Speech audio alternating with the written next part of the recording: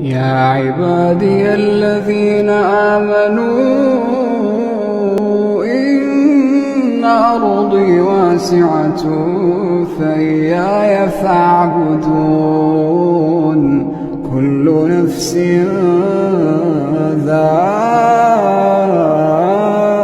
ذائقة الموت كل نفس ذائقة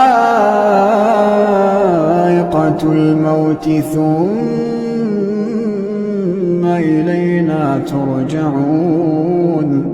والذين آمنوا وعملوا الصالحات لنبوئنهم من الجنة غرفا تجري من